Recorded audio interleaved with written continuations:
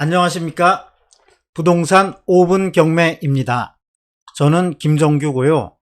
좋아요와 댓글, 구독, 알림 설정은 영상을 만드는 이에게 큰 힘이 됩니다. 상가 공부하러 많이 다니시죠? 입지 조건 분석도 하고요.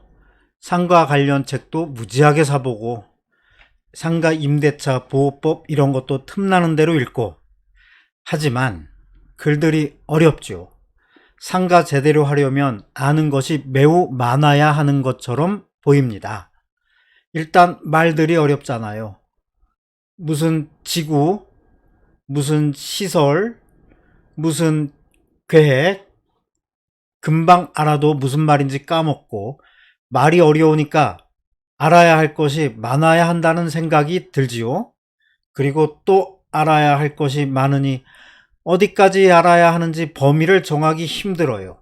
도시계획법도 공부하고 도시행정 공부했으니 지방행정도 좀 하고 도시계획법을 알려면 행정법의 일부이므로 행정법도 알아야 되고 행정법의 근간을 알려면 행정학도 공부해야 하고 행정은 정치와 불가분의 관계에 있기 때문에 정치학도 해야 되고 정치학을 공부하다 보면 연설도 하고 싶어져요.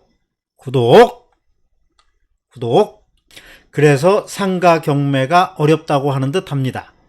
알아야 할 게 너무 많은 듯이 보이니 그러하는 게 당연하지요. 우리가 모든 것에 대해서 전부 알 수 있습니까? 입지 분석은 주변 상가 들어선 것 보고 판단하는 건 어떨까요? 대형 체인점들 있잖아요.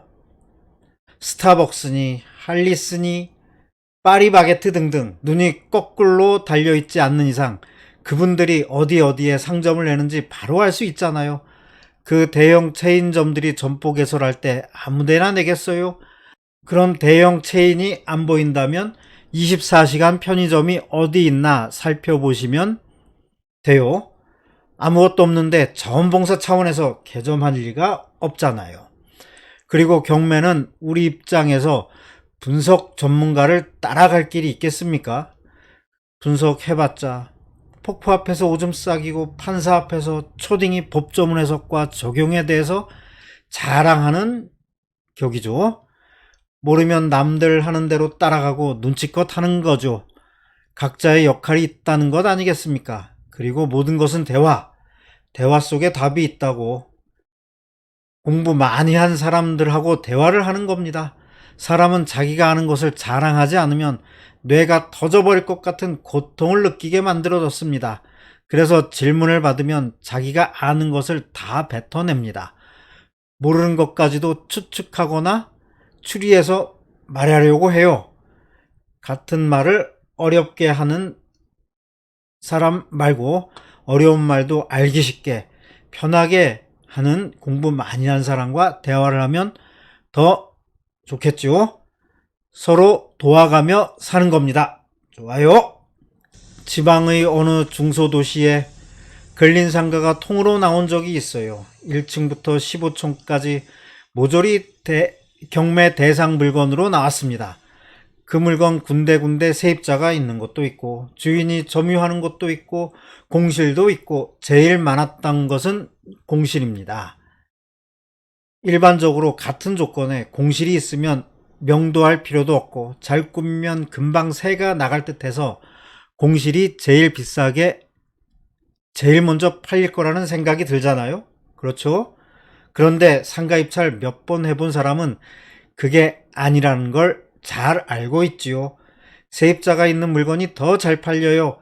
경매 물건 중 제일 먼저 1층이 팔리고 2층이 팔리고 그 다음에는 공실이 팔리고 차례대로 팔려나가는 게 정상입니다.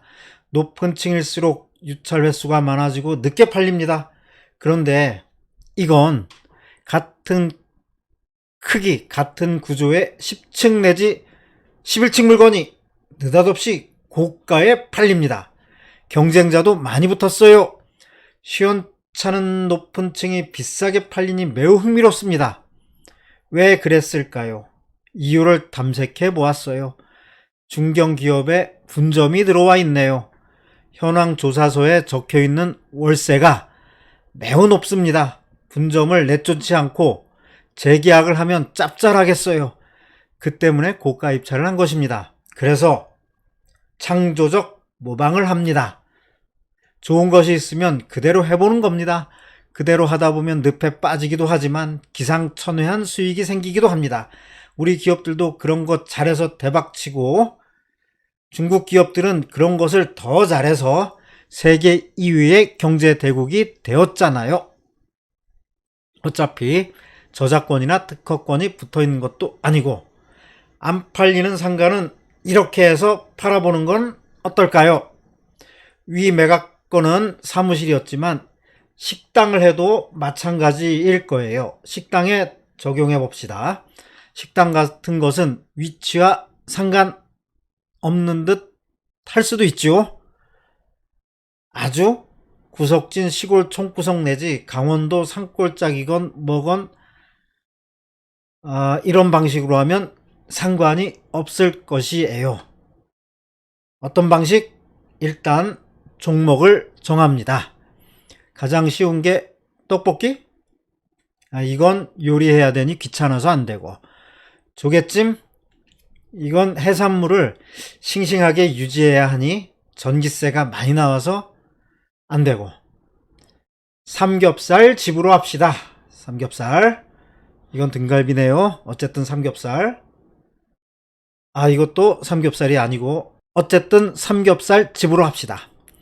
요리할 필요도 없고 둥그런 구멍 뚫린 식탁에 목욕탕 의자 모양으로 생긴, 그러니까 롱다리 목욕탕 의자 있잖아요. 등받이 없고. 그것만 있으면 될 듯 합니다. 중고시장에서 숯바지 그릇 좀 구하고 젓가락 몇 개, 숟가락 몇 개 구하면 될 듯 합니다. 그릇도 몇 개 준비해요. 그릇은 찌그러질수록 좋겠죠. 최대한 싸게 갑니다. 석쇠도 있어야 합니다. 인테리어는 앤틱으로 갈 것이에요. 60년대 분위기를 내봅니다. 벽지는 신문지로 바르고 메뉴판도 액자에 넣어서 만든다면 액자 값이 들어가니까 하얀 도화지에 매직으로 쓰는 겁니다. 메뉴판도 귀찮으면 안 되니 딱 한 가지, 구독. 삼겹살. 메뉴는 삼겹살, 술은 소주, 맥주, 그리고 막걸리. 반찬은 김치 한 가지와 소금이면 됩니다. 진정한 맛은 순수한 곳에 있으므로 소금이면 충분합니다. 김치 돼지 구이를 즐기는 사람도 있으므로 김치 정도는 구비해야겠죠. 탁자 10개 정도 놓고, 중요한 것은 세입자를 구해야겠죠. 세입자는 주변에 틈틈이 경매도 잘하고 시간도 많은 친구에게 부탁을 합니다. 계약서를 씁니다. 상가를 1억에 팔고 싶으면 보증금 2천에 월세 120만원에 계약을 합니다. 2억을 받고 싶다면 어떻게 해요? 보증금 4천에 월 240만원으로 계약을 합니다. 3억을 받고 싶으면, 그렇죠, 6천에 360으로 계약을 하는 겁니다. 더 정확히 하고 싶으면 부가세 부분도 넣어주는 것입니다. 그럼 더 좋겠죠?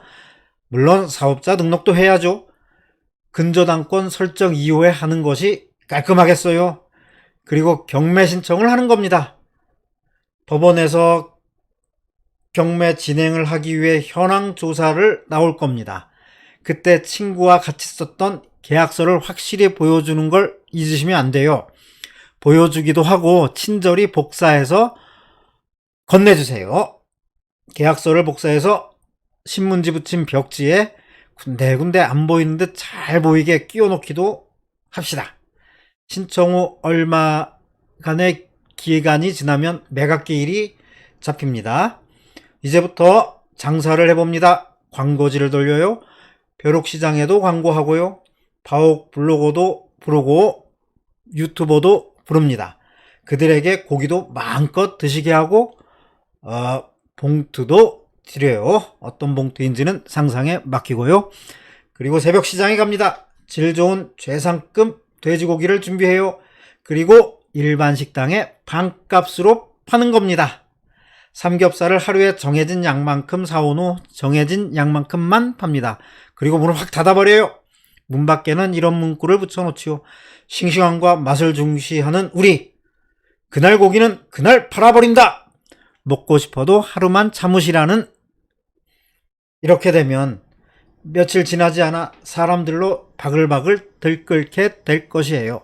강원도 산골짜기에 있다 치더라도 차를 끌고 일부러 서울에서 찾아올지도 모를 일이에요. 줄 서서 대기표를 받아야 겨우 먹을 수 있을 정도로 변신할 겁니다. 그때쯤 입찰할 사람들이 답사를 올 것입니다. 서류 가방을 들러매고 법원밤 냄새가 나는 꾼들도 섞여 있어요. 꾼들은 티가 납니다. 그 꾼들을 한눈에 알아보는 안목이 중요합니다. 꾼들이 모이면 아무나 붙들고 큰 소리로 대화를 합니다. 연기를 하는 거죠.